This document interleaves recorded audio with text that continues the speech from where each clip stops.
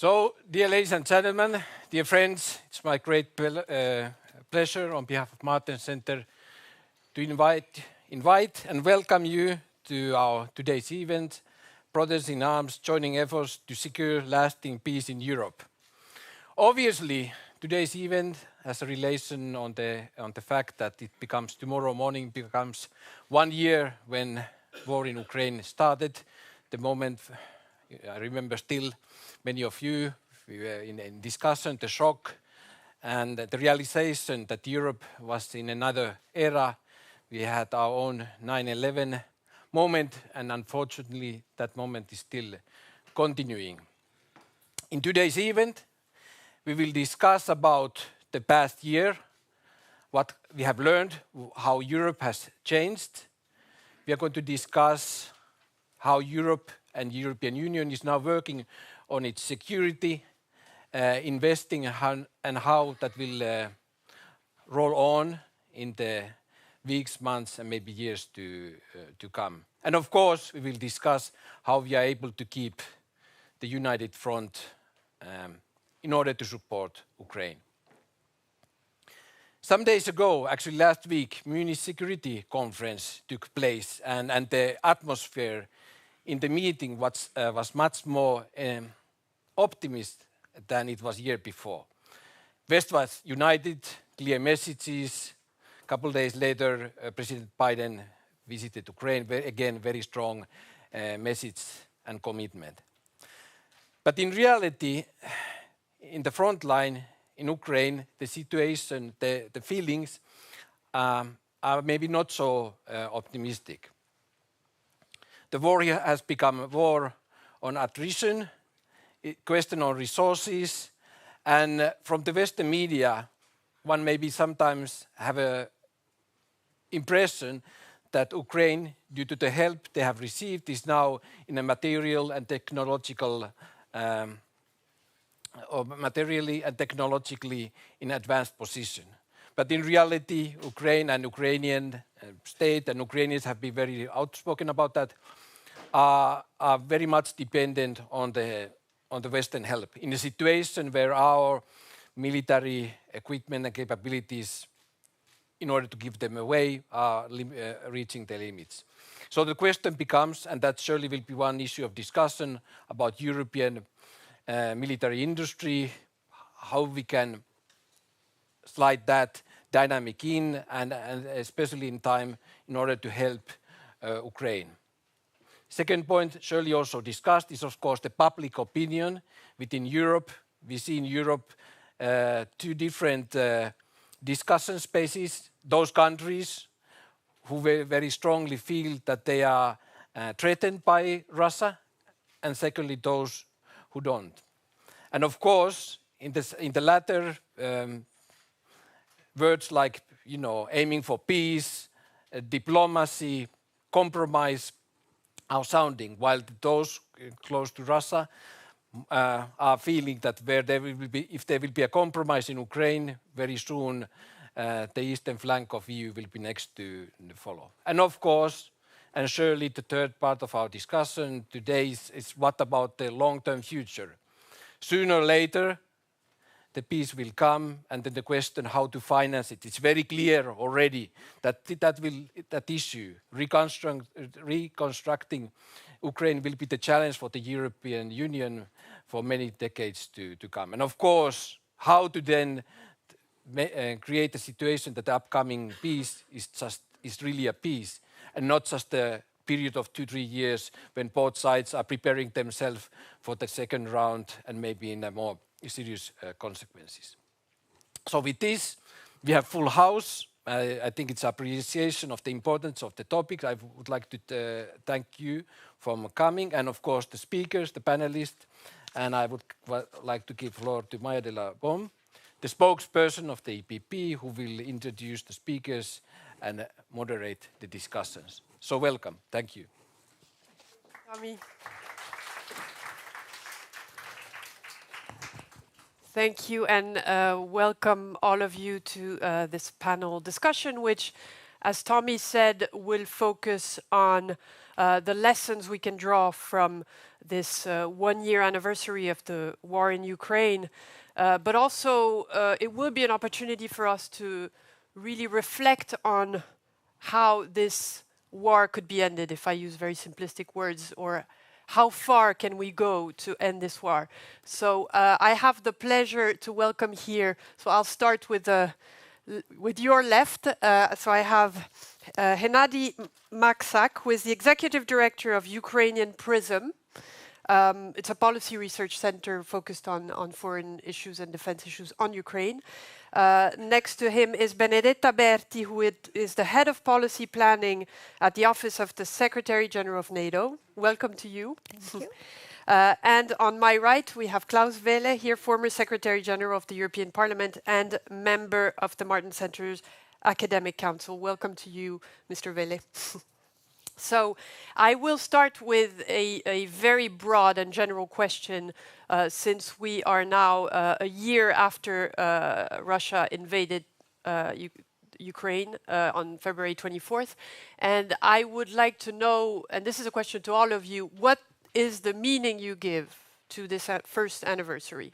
In very broad terms, because we can get into the details before that.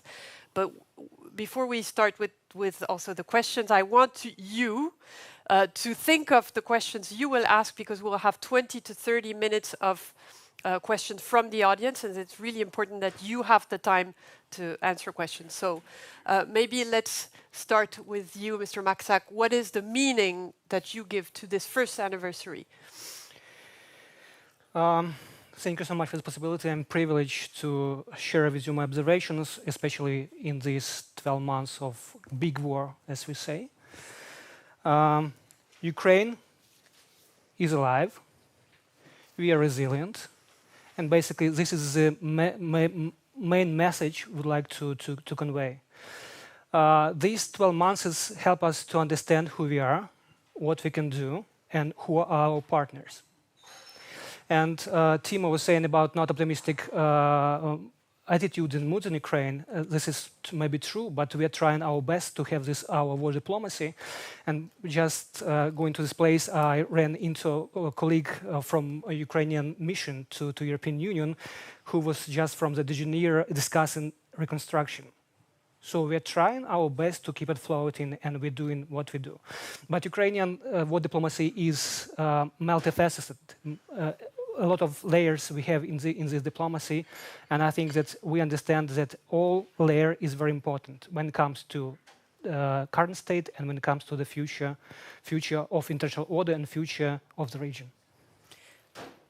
Maybe Mrs. Berti, what is your meaning, maybe in terms of the military aspects and what it means for NATO also, this first anniversary? We could talk about, it's going to be difficult to give a short answer, but I would say that from a NATO perspective, and if I take your question about what does it mean in terms of military planning and in terms you look at the security environment, the initial transformation of the NATO way of thinking in terms of our security and defense came in 2014 with the illegal annexation of Crimea. That's when the process of adaptation of our military posture started. And very, very simplistically, but you can say that you had 3 decades of post-Cold War where we really looked at threats and challenges as coming mostly from outside of the Euro-Atlantic area. We really focused on crisis management, asymmetric, unconventional threat, and the notion of territorial defense of Europe lost some prominence, and you can see that also in terms of defense spending, in terms of what we were acquiring, how we were training.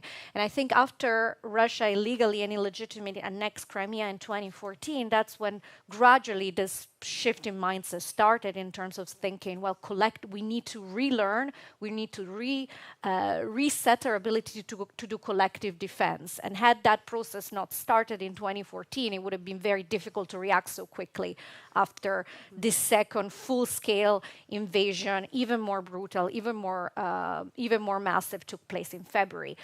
That said, February 2022 will also be in our mind, I think, and just like every European, or I hope global citizens, a day of infamy, if I may put it that way, in an additional wake-up call about the need to really recognize that our security environment is no longer is no longer that where security and peace and freedom could be taken for granted. So some of those decisions that we actually started before had to be accelerated, had to be scaled up, and I think that's a process that will continue for the years to come. So, Mr. Vele, was it also a wake-up call, as Mrs. Berti says, for Europe, since you are certainly very well experienced to know from an EU point of view what this war, the impact this war has had on Europe? Yeah, I think it's important first to realize that when we say war in Ukraine, we make the issue much smaller than it is. It looks like a regional or a local thing, but it's not. I can only recommend to listen to the about 1 hour speech of Vladimir Putin with which he announced the war. And Ukraine was the minor part of that speech.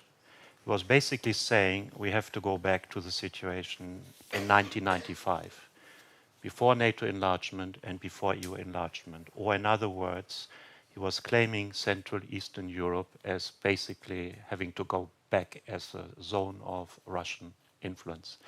If that had been accepted, this would de facto have been the end both of the European Union and of NATO, because we would have accepted that our members live in different areas of security. In the West and in the center we are safe, and the new member states in the East would have been under direct Russian pressure. And this is why we have to understand that this is not a local phenomenon, this is not a time-limited phenomenon, but it's a request to fundamentally change the security order in Europe. And that's why we also have to react in a way that we are not just ending at the right moment to the right conditions the conflict or the aggression against Ukraine, but we prepare ourselves for a much more fundamental challenge.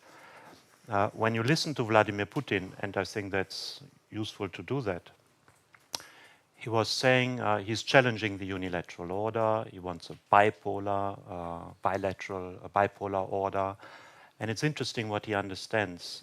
He understands this to be an order where the fundament is not individual human rights, the rule of law, democracy, but he explains that the collective is more important. So in his case, the eternal Russia, which also appeared to be the Soviet Union during some time, but going back really to Ivan the Horrible and Peter the Great and Katarina the Great. And therefore individual human rights are less important. And let's say it's not exactly the same, but from a Chinese perspective, the future of the Communist Party of China is the most important, and not the individual. And that's why they can do to Uyghurs what they are doing to Uyghurs. So it's a fundamental challenge to how we live, to democracy, to human rights, to our own future. We are all concerned, and that has to be, I think, the basic starting point for any policy response of NATO, of European Union, and also how we view the conflict not as local, not as regional, but a fundamental challenge by authoritarianism and totalitarianism, which we had already 2 times, at least in the last 100 years, with Nazi Germany and the Soviet Union. And we are now challenged again. If we go now into, since we spoke very broadly now, if we go into the real challenges that we have a year after Russia invaded Ukraine, the first things that often comes to mind are the military challenge, because we talk a lot about them, and every day we follow, the arsenal of weapons that are sent to Ukraine now. So I have a question to you, Mrs. Berti, and also Mr. Maksak, on, Mr. Zelensky has made a lot of pledges, and each time he comes here, he makes more pledges to more help, more military help. So is there a sense, maybe in Ukraine, but for NATO, that the West maybe might not be doing enough? And I ask this to you first, maybe, Mr. Maksak. The short answer would be yes. We think in that way, and sometimes we trying to convey this message to our partners in European Union and NATO, because incrementality in taking decisions about deliveries is something which just prolongs hostilities in Ukraine. I would say to this point, there was a clear messaging from authorities in Ukraine that this edge, this military component is very important for us to renew our offensive and to squeeze out Russians from our territory. But we really lack some important material we need. We have, with big support of our European partners and NATO partners, training for our soldiers, and we have trained soldiers already ready to go into combat. But I would say they need not only firearms, they need tanks, they need other materials which is important for battlefield. I think in this way, the approach which was proposed by Ukrainian Ministry of Defense, that we are looking for mission-oriented approach and units, that means that we're trying to train them for some missions and to give them weaponry to do these missions. In this way, we fill the gap. We fill the gap between what is pledged to Ukraine and what is already delivered. And I think this is something we're still trying to adjust. And I would like to iterate, it also prolongs hostilities in Ukraine and it prolongs the horizon of war activities when it comes to Russia-Ukrainian war.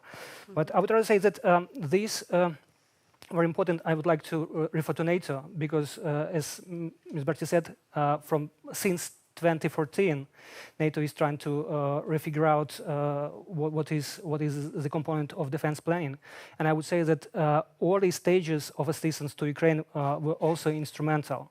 I would say that for Ukrainian resilience, armed resilience, it was very important to have training for middle level of command in Ukraine. It really changed our perception and our tactics, which were from Soviet times. It helped us to be resilient and to push back to Russians.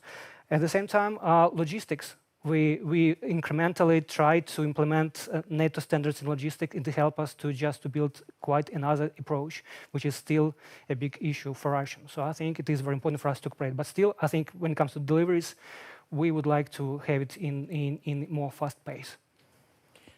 Mrs. Berti, what he is saying, it's interesting for you, but I reiterate my question, is there a sense that the West is not doing enough, or NATO maybe not doing enough, or when do we reach a limit when maybe we cannot keep up the pace with what we are doing now? I mean, NATO. That's an excellent question, and I guess to start with the rear end of the question, when do we reach the limits? I think that's not an affordability question; it's more a strategic question. Meaning, and it goes back to the excellent starting point. It also depends how we view this war of aggression and what we think the stakes are.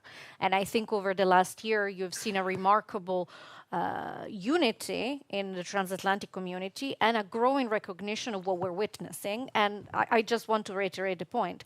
If we agree, and I think this seems to me our collective strategic assessment, that this is not, of course, it's first and foremost about Ukraine's right to exist as a sovereign country and its right to self-defense.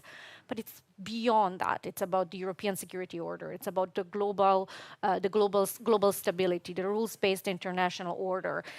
Ultimately, are about our freedom and democracy. So if we see it through this lens, then, and I think that's what you're hearing. I was also in Munich, and that was definitely the mood in the room. And then the President Biden trip to Kiev and to Poland. So if that's the stake, then it's clear, and that's why our message is very simple, that we have to continue to support Ukraine for as long as it takes for the country to prevail as a sovereign, independent state. And that means that we do have to prepare for any contingency, including that of a prolonged conflict. And that brings us to the more concrete. So what? Well, so that means a few things for us. One, by the way, things we already knew, but now we know even better. One, we need to spend more and spend better when it comes to defense. That's a starting point. Then we can talk about procurement, everything else. But first of all, we need to have the cash that it's needed. Then we need to ramp up our industrial production, and we already know this, and it's easier said than done. Our industry for years received a demand signals that was very different. They were not expected to produce at the scale and mass and quantities that we need today. So you don't readjust that overnight. But we are, I think, all very cognizant, and that's also an area where NATO EU can and are working together step by step to send that demand signal that industry needs to ramp up production, to procure faster, better, together. And we are doing all that. It is a race against time. It is one where I think we have already seen significant progress. But yes, of course, this is a full-scale conventional war, the likes we have not seen in decades. So the amount of ammunition, the amount of spare parts, the amount of equipment, the type of logistical challenges of having to work together with several systems that may be interoperable but have different requirements. All of these are very, very significant challenges that make, by the way, the Ukrainians' counteroffensive and successes even more remarkable, because this is really complex operation that they are undertaking. So the short answer is yes, there are obviously issues that we understand very well when it comes to procurement, when it comes to industrial production. We are tackling them.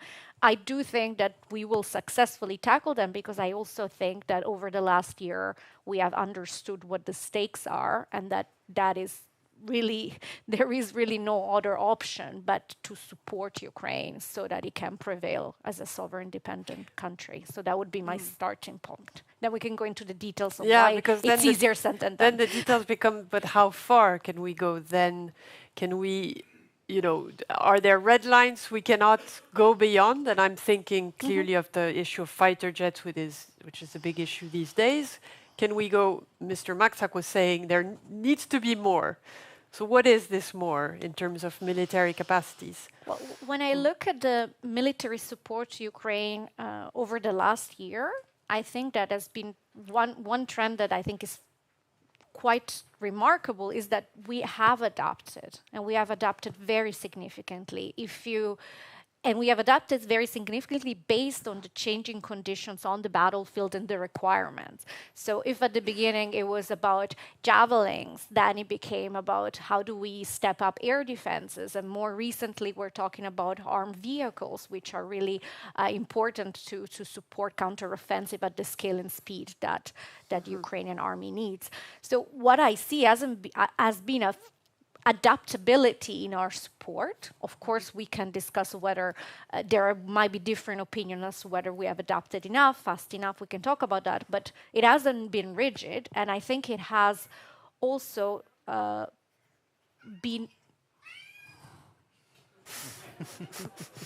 It's a phone, I think. Okay. Well, pets not a real cat. Pets are welcome too, but and I'm glad that particular pet agreed with my assessment of procurement. But I would say that so adaptability and flexibility and ability to react to the dynamics on the battlefield is essential, and it has been the way we have approached this as a transatlantic community. This is when I have to make the very important caveat. NATO as an organization does not provide lethal assistance to Ukraine. It provides non-lethal assistance, fuel, medical supply, protective equipment. The military assistance is delivered through the European Union for countries that are member states of the European Union, bilaterally by all countries, and then of course the main providers remain to date United States and United Kingdom, followed by European Union. Close the parenthesis. All of this is done with a profound sense of responsibility as well. So whilst there is, and there will continue to be adaptability to the dynamics on the ground, there's also a lot of political consultation, because we have to figure out together what is the best way to support Ukraine, what is the best way to support Ukraine while avoiding further escalation, while preventing an all-out war. So there are different strategic objectives that we are balancing through consultations between all the allies and between the transatlantic community. I don't have a perfect recipe. Nobody does. But I think if I look at the last year, we have moved at pace to meet the requirements on the ground. there will always be room to do more. I was now in Munich, and I cannot remember who said that, but they were being asked, when will it be enough for Ukraine? And the answer was, when we win. Yes? We'll go back to the whole military dimension of this war, but I want to go back also to the European response and to you, Mr. Welle.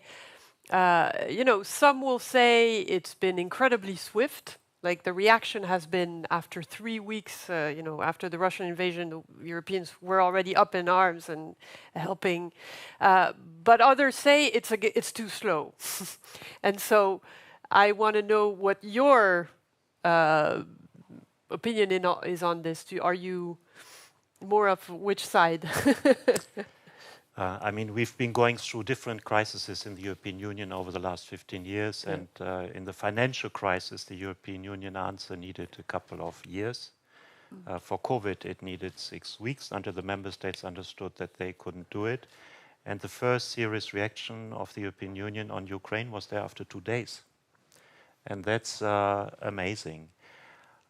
Additionally, we are living in the times of weaponization of everything.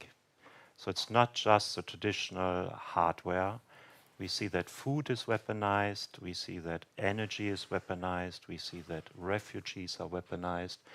And that brings the European Union into this in a very big way, because that's not the traditional territory of NATO. That's where the European Union has the tools. And it has used this to very great effect. So we have seen during the crisis that the European Union has become complementary in the area of security and defense to NATO. What NATO cannot do, the European Union can. What the European Union cannot do, NATO can do, or its individual member states. And therefore, I think this has also been a sea change. As has already been said, we've been buying and financing weapons. I mean, somewhere now, I think close to 5 billion euros, if I know the figure correctly. We've heard the announcement, I think, yesterday of Ursula von der Leyen that in order to steady the provision of armament products, the Commission is looking at legal constructions to do that, so that we are not dependent on individual member states, but there is a central demand, which, by the way, will help us to overcome our very fractured market. And I think there are some lessons on the other side to learn for the European Union. We don't have yet an internal market for armament products. And we are paying a very heavy price for this, which means we are paying far too much money. It's much cheaper to do this in the United States. So armament nationalism costs us dearly. We don't really have sufficient common standards for armament products.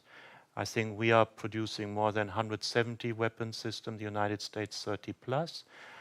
If we want to be able to be competitive, that absolutely has to change.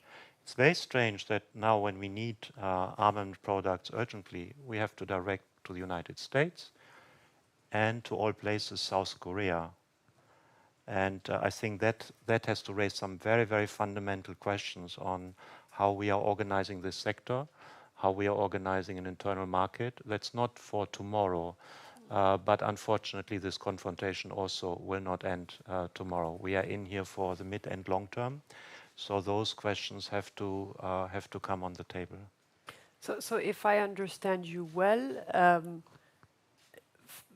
common financing or using the EU budget to finance in common in Europe would be a good solution. We are using already the European Peace Facility. Unfortunately, it was cut last time around when we discussed the multi-annual financial framework. I mean on arms, on weapons. Yeah. More. But the peace the weapons are financed from the European Peace Facility. So there was originally a proposal of the Commission which went far beyond what is now available, which would have been more appropriate. It was cut back. So we are doing that, but it's also about joint procurement. It's not very efficient if 27 member states do their procurement all separately. It's much better if we can do this together, either the whole European Union or a group for countries. We are getting better prices. For the moment, the economics are that in the United States, companies know that there is demand for their products, So it is more easily available, and they can ask for a smaller margin. In the European Union, companies do not know that there is a demand. So when there is a demand, they have to ask for a huge margin. I think we should also come to a situation where there are smaller margins, where there is reliability of demand.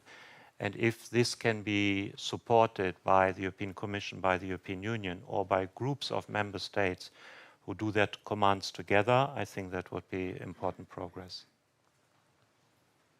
In terms also of sanctions, which is the other part of the European response, what, Mr. Maxak, maybe you, have sanctions been useful to you so far? Do you feel that this is a real weapon also to put pressure on Russia? This is one of the leverages European Union and partners have to pressure Russia. It has started since 2014. Unfortunately, we saw that sometimes when we have gradual approach, it doesn't work. It didn't work because full-scale aggression appeared after 7 years of sanctions regimes, be it for illegal annexation of Crimea or for the Donbas hostilities.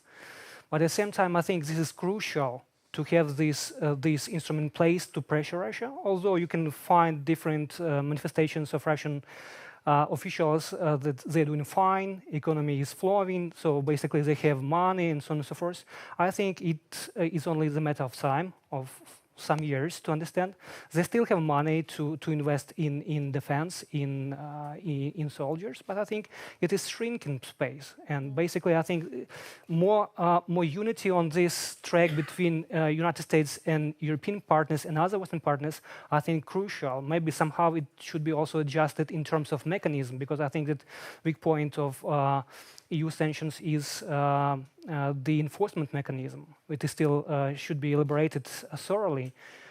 Second sanctions for circumvention and so on and so forth. So I think in this track there are some issues still to be resolved. But I think more and more packages we experience as a common will of European partners is something we value. And this is one of wartime diplomacy Ukraine tries to pursue with our partners. Mr. Velle, do you agree also about the efficiency of sanctions in this war? I think we are at a watershed moment here, because in the first year Russia has been profiting a lot from the international panic on energy prices, so it could basically finance its war from the very much increased prices. Now gas prices have fallen by 85% from its peak, and we also see that the sanctions on oil products are very efficient. The Russian oil price is not at $60 as was the let's say the decision of the European Union, but below $50. So that means they are losing about 30 to 40% of what otherwise the world market would give them. In January, there was a deficit for the Russian budget in January alone of 25 billion. I'm not saying this will continue every month, but if it were to continue every month, then it shows that 2023 could be a difficult year. I'm not saying it will add up to 300 billion, but it could add up to a very, very, very important amount. So I would say that the sanctions on gas and energy, we will see a new phase in 2023. Technology will be very important in the mid and long term, because the new Russian gas and oil projects have been very much in the north of Siberia. And there you need the latest technology to get it out. They were dependent on American companies to get it out. They are no longer available. That means Russia, over time, whenever something is not functioning properly, will get into serious problems here. On the other hand, we have to understand that Putin is fighting for his own survival in this. If this war is a defeat, it will be his defeat. And his position as president of Russia might be untenable. So he will not give in very easily. It will not be short. We really have to prepare for the mid and long term, and therefore those sanctions are very important. And I'm old enough to still remember the sanctions on South Africa because of apartheid. So for many, many years, people thought, did it really change the regime? It doesn't. But finally, it played a very important role for the power sharing agreement that's set in South Africa and the overcoming of apartheid, but many, many years down the road. You mentioned Putin's speech earlier this week, and I wanted to ask Mrs. Berti about what was your reaction when you followed this speech and the threats that came with the tough rhetorics that were used. What was NATO's reaction to it? Well, I don't. Let's go back to what was your reaction. So yeah, maybe I can say that, but I think there's no surprise here. Let's be frank. The rhetoric has been quite consistently maximalist. We haven't seen a change in rhetoric in recent weeks and months. Even more importantly, we have not seen a change in behavior, mobilization, preparation for offensives that are now on the way. So the words in the speech match very much, I think, what we're seeing on the ground. And to me, unfortunately, the lesson is that, at least as I see it, as of today, there has been no significant change in Putin's strategic goals, and they continue to be maximalist, and they continue to be revisionist, and they continue to be the threat that we have identified together, this in NATO, but I think more generally in the political West, if you wish. So that was one element that we are not seeing. We're not seeing any. I remember discussions about possibilities of off-ramps. That's not where this regime is going. I think it's very clear. We hear it in their words. This also goes back to the point on sanctions, that yes, of course, they are very, very important, and continuing to do everything we can to impair the Russian war machine is essential. At the same time, we have to recognize that this country was preparing for war for a long time. And now they are shifting their economy towards a sort of autarky. Of course, they will suffer economically, but their threshold for pain is pretty high. And that means that goes back to the point, it all goes back to the first initial point. That means we need to prepare for the long haul, no matter what, because the rhetoric, the economic behavior, the battlefield dynamics, they all indicate that there is no real change, at least as I see it. As for the threats, unfortunately, we have heard those before. I think the Russian regime, the Kremlin, has been incredibly irresponsible in its rhetoric, including when it comes to the nuclear saber rattling. That's something that is designed to blackmail and intimidate. From a NATO perspective, of course, NATO remains vigilant. Will take all threats seriously. But will not be blackmailed or intimidated. And when it comes to our own nuclear deterrence posture, nothing that has been seen on the Russian side has caused NATO to change its own. So that would be the short version of the story. Mr. Velle mentioned this complementary role of the EU and NATO. And clearly, this war has brought an even more stronger cooperation between the two. How do you see this being even more intense as we go along, and as we have threats of Russian offensive, and how do we build on this cooperation? Yeah, I think that you're absolutely correct. The last year has shown what we can do and what we should do when we work together, building on our respective key assets, competencies, and tools. It's a good test case. I also think it's a test case that it's extremely useful because, of course, we are, and rightly so, we are about to approach 1 year of this brutal war of aggression. So, of course, we're focusing on it as it should be, because it's the most immediate and direct threat for us as Europeans. But, of course, it's also important, I think, to remember that we have a broader geopolitical setting of rising strategic competition, where we see more and more assertive authoritarian powers pushing back against the rules-based international order, and that's of course led by Russia and China. And in this particular context, where there is this systemic challenge, where we are being, where there is contestation, there is competition, and we're being, I think, tested across the spectrum, so militarily, but also with non-military tools, economic coercion, disinformation, energy blackmail. When I put it all together, the case for NATO and the EU, which I think are bulwarks of the rule-based international order, share the same values, share most of the same members, etc., etc. The case for us to work together is really, really strong. Practically speaking, I think that means that we need to continue to, we need to do more on resilience, we need to do more on military mobility, protection of critical infrastructure, dealing with strategic competition, procurement, acquisition. There's so much that we can do more of, but to end with a positive note, if I compare where we are now to where we were only a few years ago, before 2016. I mean, it's been a very, very real change in the pace and amount of cooperation. But if we go back to maybe the initial question on the military capacities, you mentioned also earlier that some of the armies face a lot of challenges, and we know that there's an issue of modernity, an issue of being of renewing armies in many countries, and there's a diversity also in the sense that, you know, the French army is not the same as the Slovakian ones, or I mean, it's obvious what I'm saying, but basically, is there a risk also that, and it goes back to my first question, it will be hard to sustain if we don't have, you know, enough investments in the armies, you know, if there's not much more infrastructure, more modern infrastructure.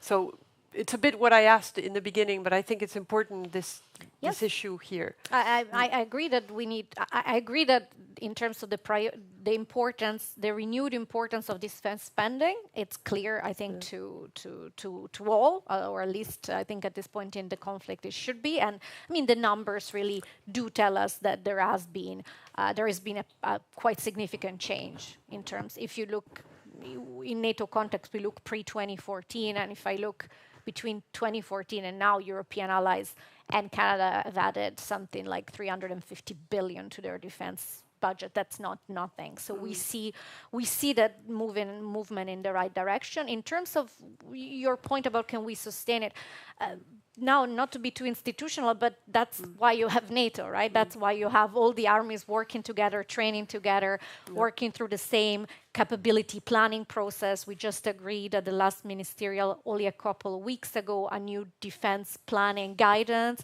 basically assigning each and every country what are the key capabilities they need to develop so that we can be really greater than the sum of our parts when it comes to collective defense. That's the value of having NATO.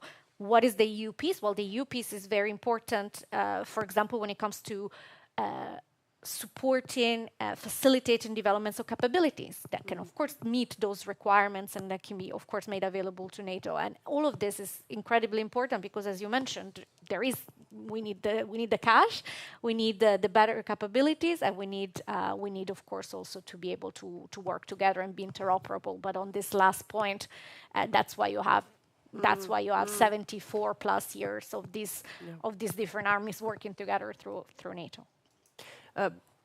I think there's also another issue here is the public opinion in Europe, and maybe I would like to ask you, Mr. Maxak, this war fatigue that could be something in some ways dangerous for Ukraine. How do you feel? I mean, I was reading a story where some people in different European countries, the support is still very strong, but there are still some even parties saying that this will have an effect and is having an effect on the European populations, whether it's about, food or, military engagement that could really have dire consequences. So do you fear that this European public opinion could at some point be less supportive of Ukraine? I would say it may be in different shape towards different cooperation formats. For example, when we see at Eurobarometer and European integration support, it's sky high. Sometimes it's not even 90% and plus. When it comes to delivering weapons, situation is mixed when it comes to different countries.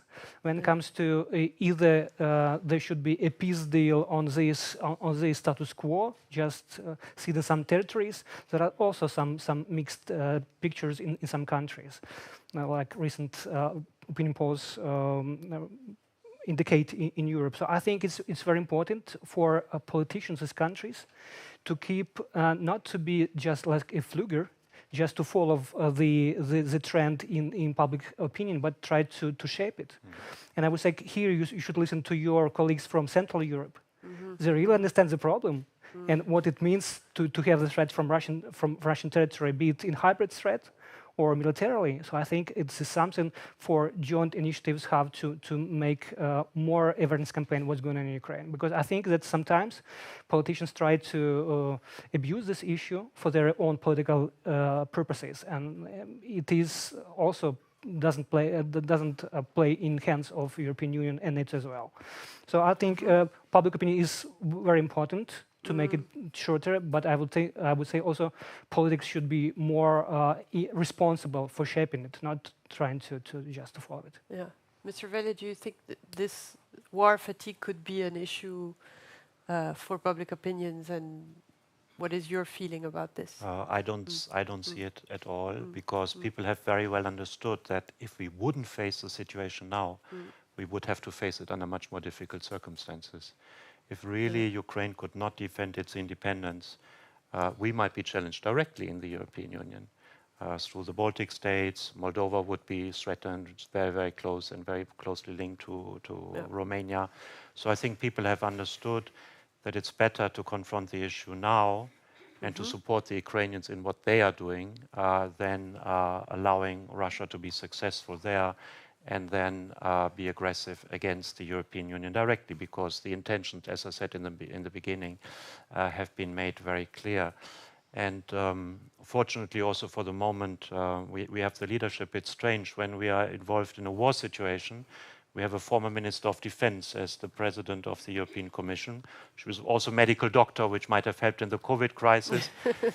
When we had the financial crisis, we had Herman van Rompuy, a former Minister of Finance, who was heading the European Council. So I don't know whether there's a lot of foresight ability, but I think we were well equipped. Therefore, we understood the issue extremely well in its importance.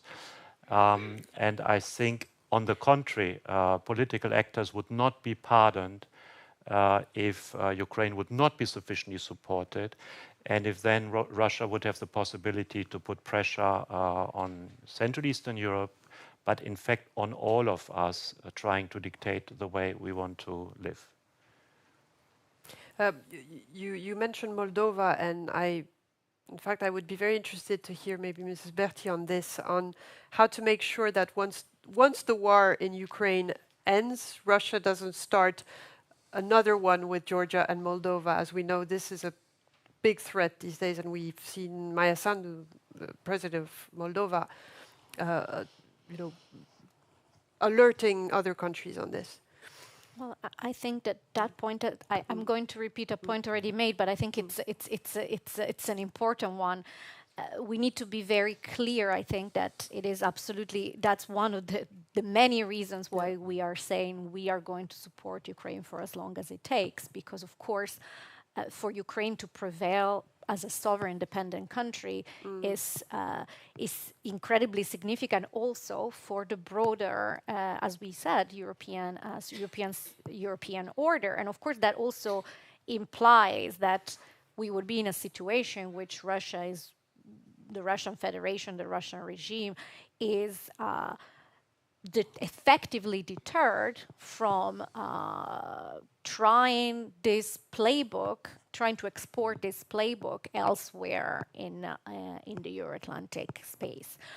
When it comes to NATO territory, of course, the answer is much simpler, because this is absolutely what the alliance has been doing, again, since 2014, resetting our ability to do deterrence and defense, stepping up our ability to do collective defense, sending a strong commitment to Article 5. Everything that has happened over the last year is quite, I mean, it's really significant. We are rebuilding our ability to do deterrence and defense in a way that we haven't done for decades.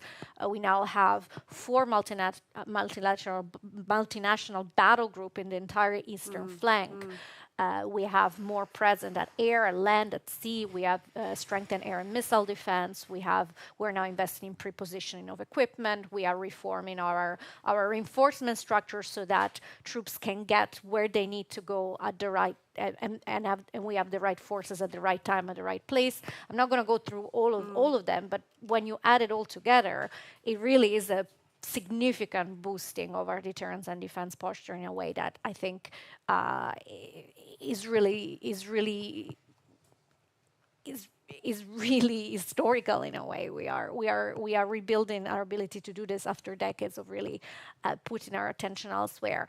The more complex question is, of course, what happens and how can we contribute to security of, in this case, NATO partners in the neighborhood who are not member of the alliance, and that's your question. Here NATO has been very much stepping up what it does in terms of training and capacity building, to build resilience, to strengthen our partners' ability to counter malign interference, coercion, subversions, attempts at aggression.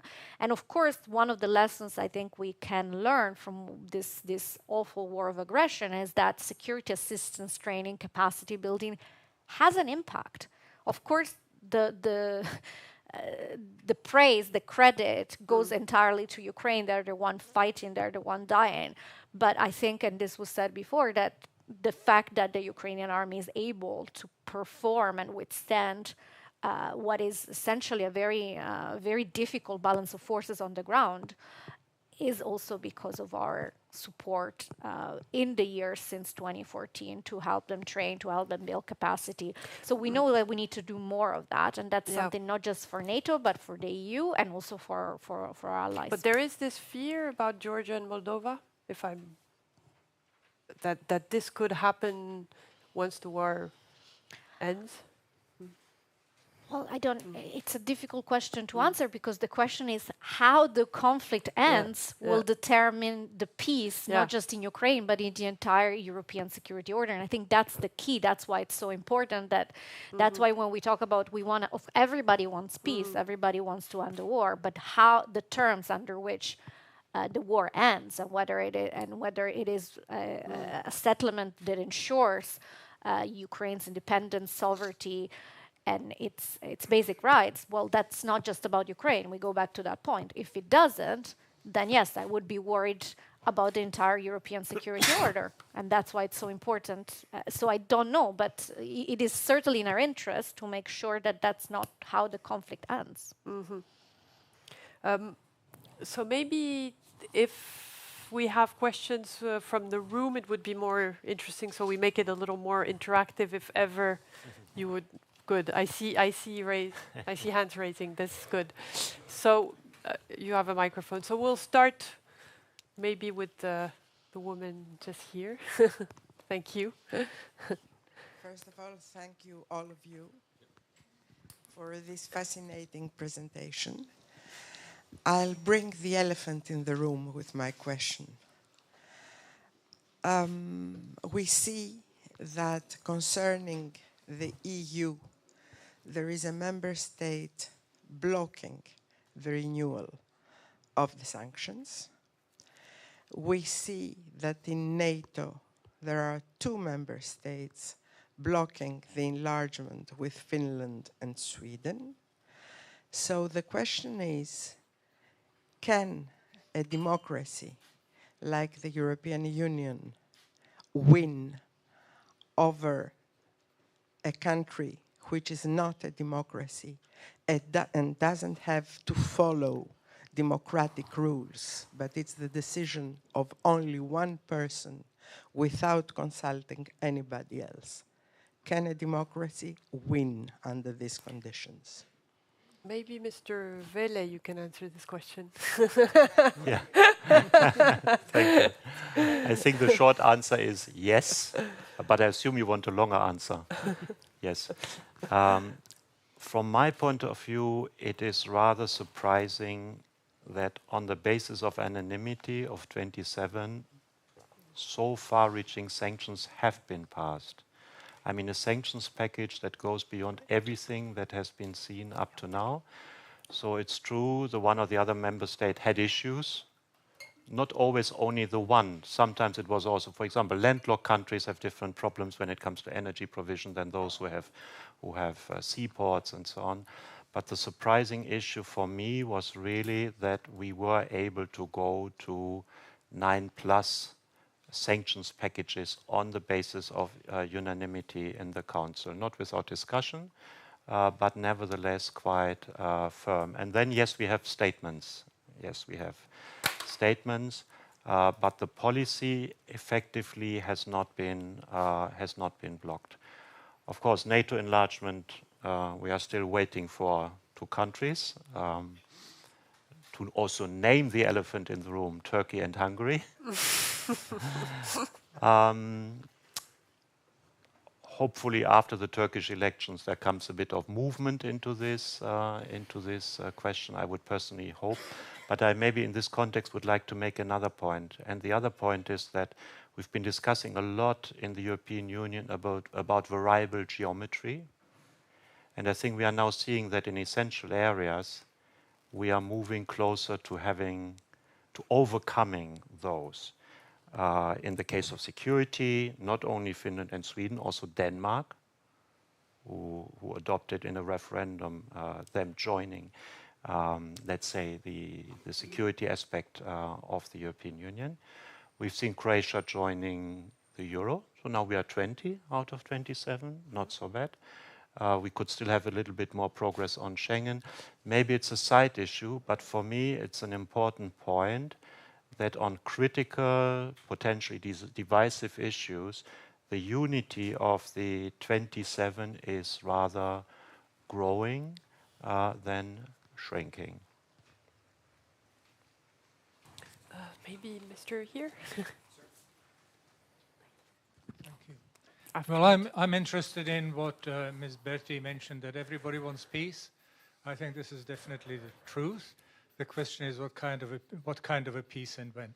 And what we're seeing are peace movements, quote unquote, in various European countries. Peace movements which recently in Czechia, where I come from, ended up with a guy raising a Ukrainian flag and being assaulted because of that. In other words, peace movements which are demonstrations and so forth, which are very clearly a Trojan horse of Russia in various countries. And these might end up supporting the reluctant leaders of some European countries who would prefer a peace now under whatever conditions than continuing until Ukrainian victory. I wonder whether any of the panelists would have a view on the role of these, quote, peace movements. Well, that would be a question. Maybe Mr. Maxa could also say something, because we're focused on the European Union, but... What we experience and see in different member states when it comes to peace movements, to different kind of protests which take place in different shapes and modes, we definitely see that sometimes it is public mood which is stirred in that direction, but sometimes it's clearly something which is externally controlled and administrated. And that's why it is very important to just be vigilant about hybrid threats which Russia possesses to all the countries, not geographically located near the borders of Russia, but all over Europe, in NATO member states and in European member states. And I think there should be also a clear understanding how to counteract this situation politically, in political terms, how to make awareness campaigns and to expose instruments which are used to stir these forged, I would say, forged movements.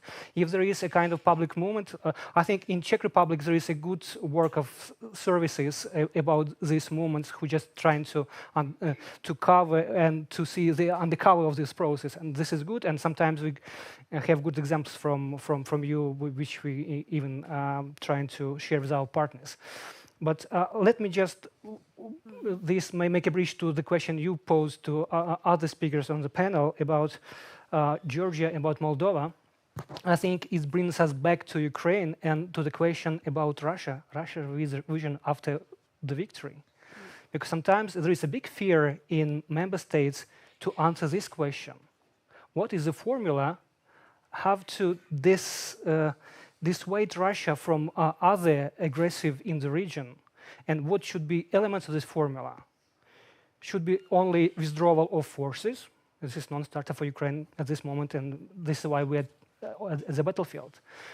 Should be their responsibility for war crimes, and should be that a tribunal for crime of aggression.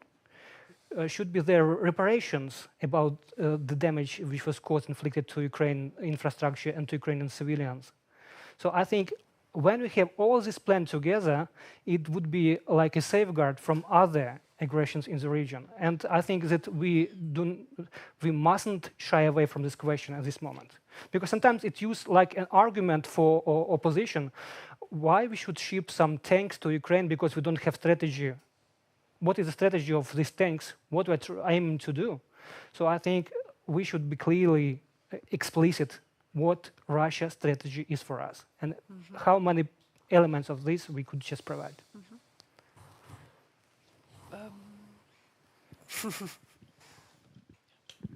Thank you very much. Thank you for this interesting meeting.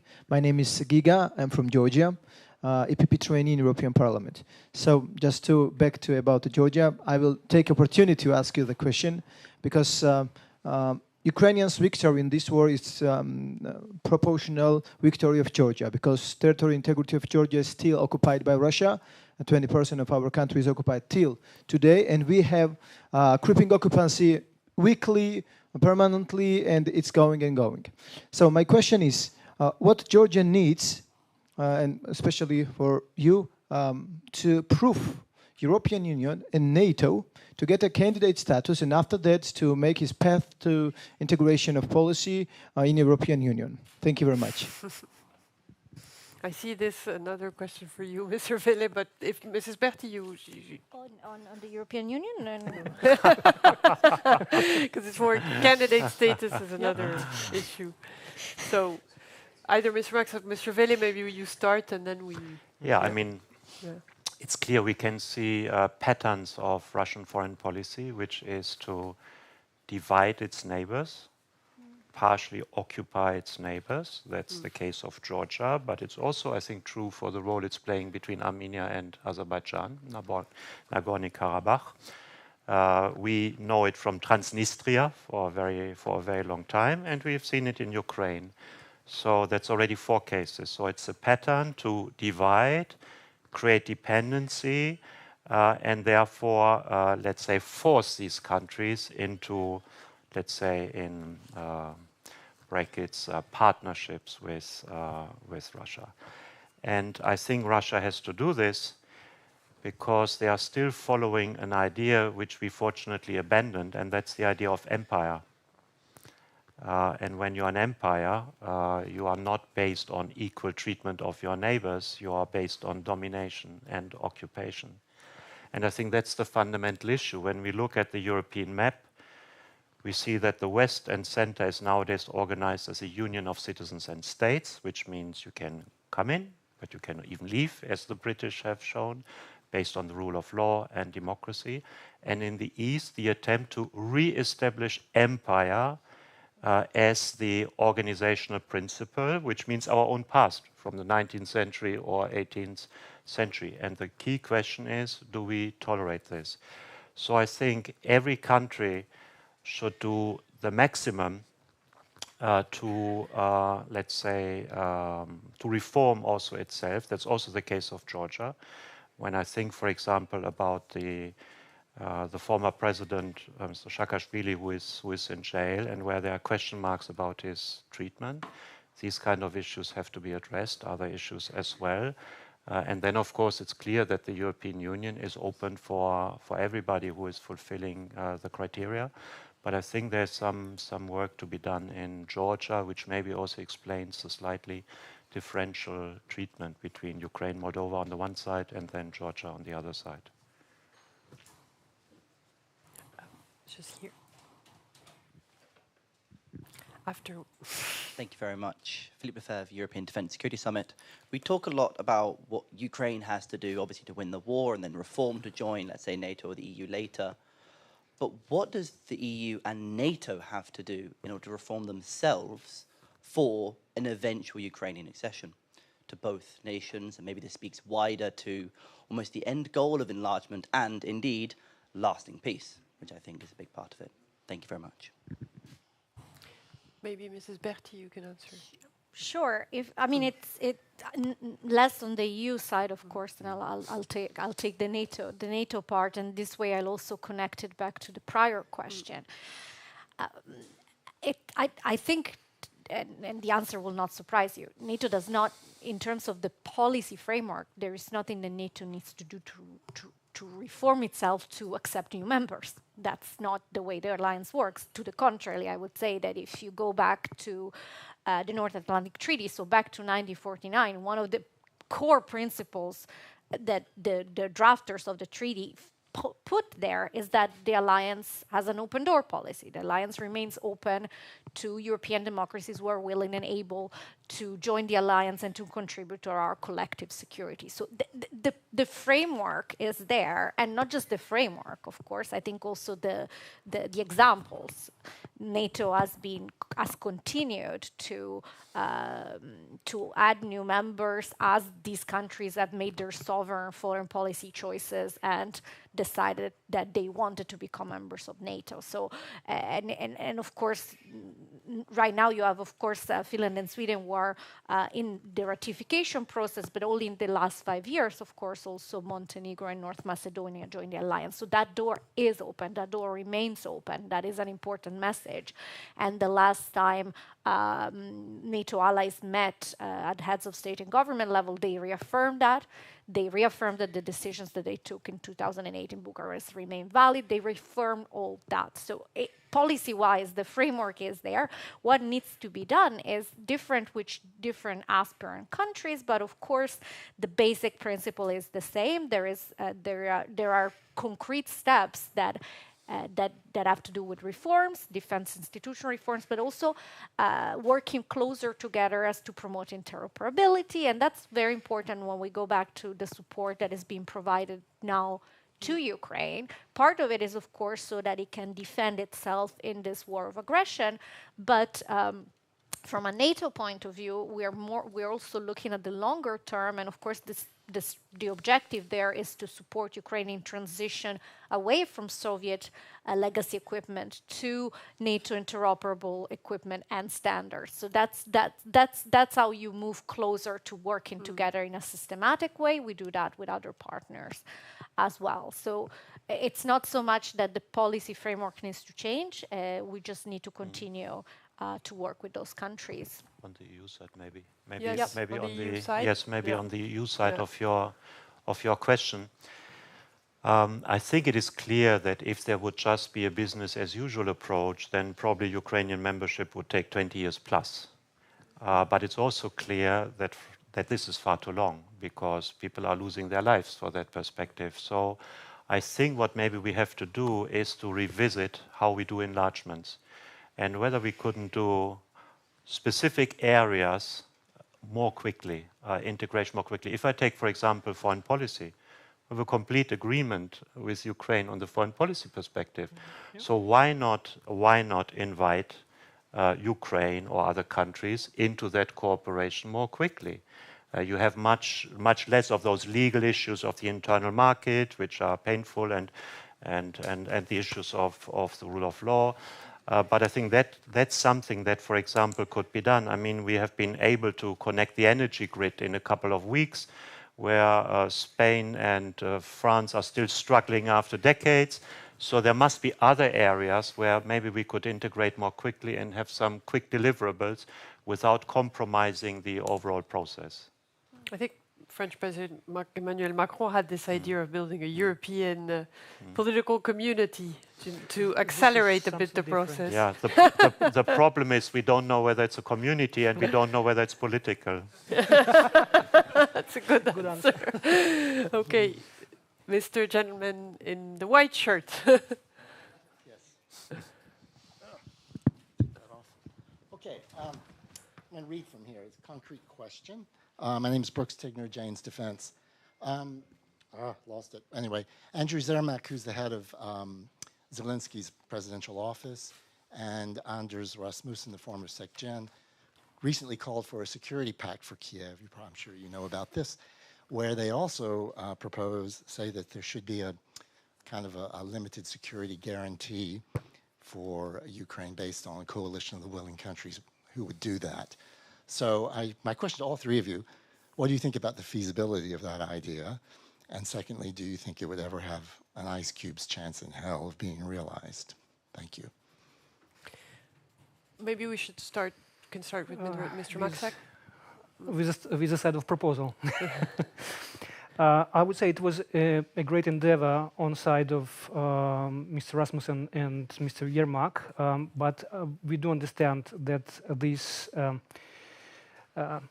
limited assurances or guarantees, this is something hybrid, which unfortunately didn't unfold in something meaningful in our communication with partners. So far, it is still for us to understand, is it something which is equal to Article number 5 or Article number 42.7 or other variants? I think this is still an open question, and that's why Security Compact is not so in discourse at the moment. But I would draw attention, and it is also portrayed by our officials, that this peace formula, which is wider in some extent to compact, is something which should be promoted, I would say, because these 10 steps, they just trying to cover different issues from food security, nuclear, territorial integrity, and international organizations. I think that this wider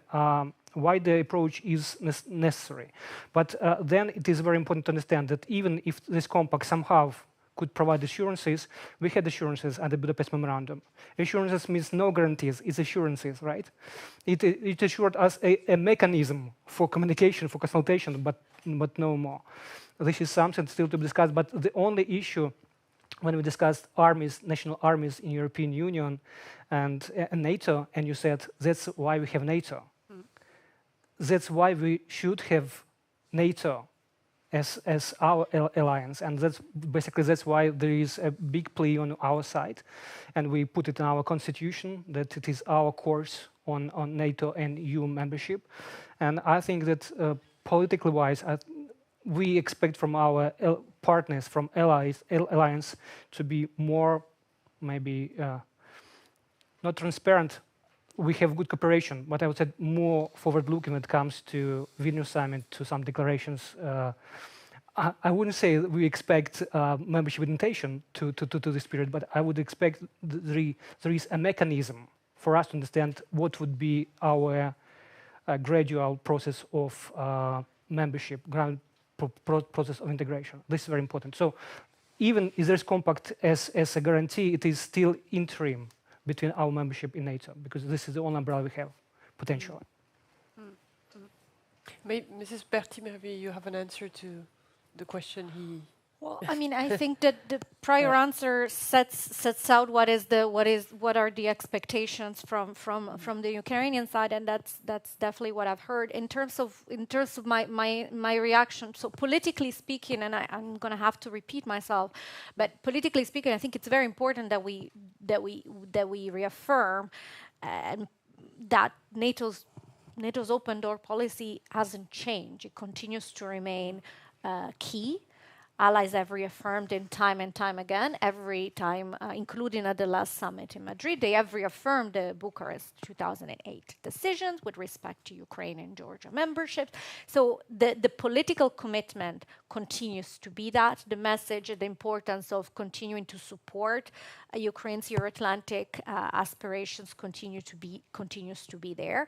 The point that we are making, and I'm sure you've heard that, is that all of this is incredibly important to continue to reaffirm and has not changed, also because it's about our interest as well. We want to live in a Europe, in a Euro-Atlantic space where countries' basic rights to choose their own alliances and conduct their foreign policy is not questioned. That's absolutely key for all of us.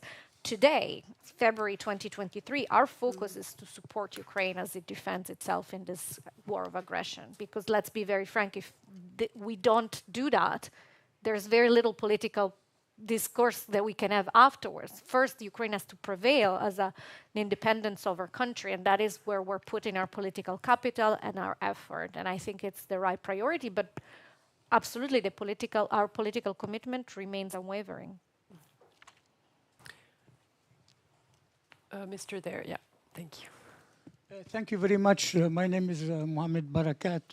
I would like to ask Mr. Well, many people around me ask the question if it was possible to avoid this war and try to be more diplomat with Russia, knowing that our economy in EU depends a lot from Russia and prices of oil, gas, many other productions we buy from Russia.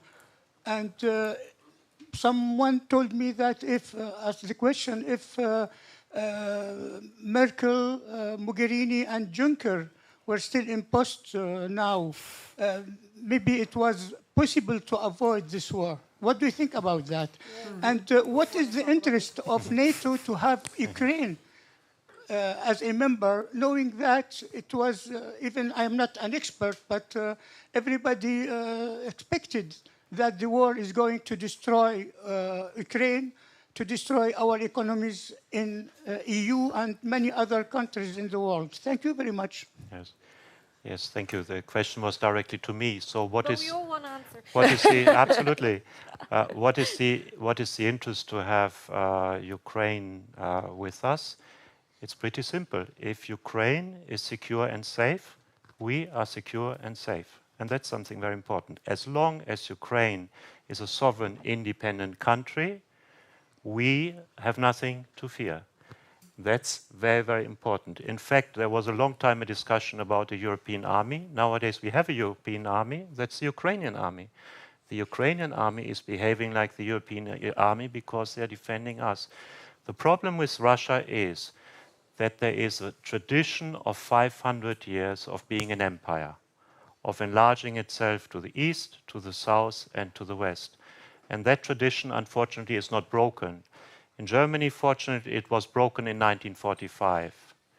And I believe that things will only change once Russia changes its business model, once it stops to try to be an empire, because empire means violence and empire means submission of your neighbors. And as long as this is the policy, we will have to invest everything to defend ourselves and our friends and neighbors from this country. If they change, can be a part of the European family, but they have to change to want to be an empire and dominate and conquer their neighbors, unfortunately. It's difficult to say it better, so I won't try. I just think it's very important that we don't inadvertently, when asking questions, reiterate some Russian narratives that are not factually correct. Because when we say, well, Ukraine a member of NATO and therefore the war started. 1 second, let's go back to February 2022. Did I miss something? Did Ukraine do anything specifically with respect to NATO membership? Not that I can think of. Did something happen before 2014 in the illegal annexation of Crimea with respect to NATO membership? Not that I can think of. We shouldn't make their job easier for them. This is propaganda. There was nothing that provoked this aggression. We saw the military exercising. We saw the military movements. We had the intelligence months and weeks before. There is no trigger that can explain why a country would will engage in naked aggression against its neighbor, Russia wasn't being threatened by Ukraine. Russia wasn't being threatened by NATO. But even if you want to find some type of little incident that can explain it, where is it? I don't see anything. I was sitting in the NATO-Russia Council a few weeks before the invasion, listening to our Russian counterparts telling us how this was all business as usual, just regular exercises, nothing to see. Absolutely. I think we need to be very careful. Your answer was a lot more eloquent. Mine was more emotional. But I think we need to be careful. We do not... We like emotional answers too. We like them. Maybe Mr. Maksak, you want to... Well, it was a perfect answer on your side and on you as well, but I would say the critical historical juncture where the great mistake was taken was 2008, Bucharest. It definitely opened Pandora box with Georgia war, Russian-Georgia war, then with others incursions, then 2014, then 2022. Basically, Russia was preparing, was testing our possibilities in European resolve to act. And I think this is the only, maybe if to think like retrospectively, the way to think it was something wrong for it. But I think that 2014 was under tenure of Juncker, no?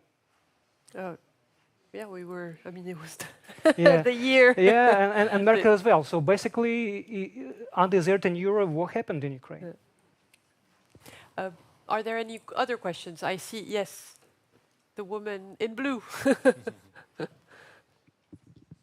First of all, I would like to thank all the panelists for this insightful discussion. And my question is not directly connected with military support, but since we're in a hybrid war, I think it also makes a lot of sense. The EU member states really adopted 9 packages of sanctions, which were unprecedented in the terms of amount of sanctions. I think Russia now is the most sanctioned country in the world. But my question is whether there is a plan to set up a specific body that will take care of monitoring this sanctions evasion, because since the illegal annexation of Crimea in 2014, Russia was successful in avoiding them at all costs. So the request from the society now, as I feel it, it's not in the terms of quantity of sanctions, but of quality, how to make them work. Thank you very much. Implementation is a very important question. That I mean, let's talk about it then. Maybe basically, there was good news a couple of days ago. There was a Dutch official, my prime minister, who said that we should think about this kind of reinforcement office or headquarters for monitoring all the sanctions. And I think this is a right move ahead, although it's like a delayed move, I would say. It should have been done previously. But I think that it is something very important to have map of all sanctions imposed and all loopholes which are at the moment are used, because we know that there are some countries which are used for this kind of... Mr. Vele. Yes. In fact, we are already further, because David O'Sullivan, the former Secretary General of the Commission, has received a mandate to check, because exactly on those products which are now, let's say, on the sanction list, we have some neighboring countries of Russia who incredibly increase their demand. So the question is, do they have such a demand themselves, or is this a demand which then later on is delivered to Russia? And I think the figures are very strong here. But I would like to go one step further, because we are speaking about hybrid threats. The European Union, which is a very powerful actor, but we don't have our own security services. So to a certain extent, we are helpless concerning some attacks. There is now a starting cooperation among the security services of the member states to also protect the European institutions. But I've been the Secretary General of one of them, and I can tell you that this is a relatively recent phenomenon, maybe 3-4 years ago. We have to become much, much better as the European Union in protecting us, let's say, when it comes to threats of foreign countries. Other questions? Yes, I saw you just behind. Yeah. So, Mr. Well, what you said about Putin's discourse, what about Erdogan's discourse? What about Greece? But this was not my question. My question was about the title of your conference. because you took a song, a very famous song for your conference. There are so many different words, so many different sense, and we have just one word, but we live in different ones. So I have two questions, one small and one more important. The first, you will understand the link with that, because resources are not unlimited, as you may know. So do you have or do you intend to pay royalties for it? This is a reference with what happens on new legislations about copyright and about all knowledge work, which are underestimated globally. But knowledge is the heart of our Europe, of our European model. So this has to be thought very carefully. And hence my second question, what about humans? You mentioned it, the European population. We have all been impacted by this war. And so what are you going to do? You mentioned the financial crisis where we are. You know that the elderly people, they don't have enough to live in. You know that the youngest, they are just offered task work with no security. You know that the poor cannot afford the energy bills. So what do you intend? It's also your responsibility. European people are all also the responsibility of European leaders, I think. When it was the COVID crisis, I think there was an EU... We went a little bit into this. I'm sorry to interrupt you, but we went a little bit into this idea of the impact on also the population in Europe. If there's something you want to say about this, maybe I'll surprisingly I'll take a stab, but not at answering the question. I mean. Of course, right? No, but I actually, I think it's incredibly what you're saying, Europeans are suffering. Yes, of course. I mean, wars are painful, but let's start with the step one. And I think that's the way we should have probably started a conversation, with remembering those who are suffering the most. And those, of course, are those in Ukraine, a country of 40 million people who has been at the center of what is, we hadn't seen a war of this proportion and devastation and brutality on our continent for decades. So I think it is a good point. Everything has to start by going back to why this is so wrong, and it is because of the civilian lives that are being disrupted. This is about because of the war crimes, the crimes against humanity, the forced deportations, the things that we're seeing out of Ukraine are so disturbing and should upset our conscience, and that's one of the other reasons why I don't think we have really policy-wise, we have one policy, and that is we have to support Ukraine. That's the right thing to do. It's the thing that aligns with our interest. And of course, we also have to think politically, and that's about how do we better cope with the impact that also our societies will have to endure. And I think that's a very important question, actually, because the notion of societal resilience has been so key to one of the reasons why Ukraine is able to endure what is really unbearable. And I think we can learn something as the rest of Europeans. Ukraine is also a European country.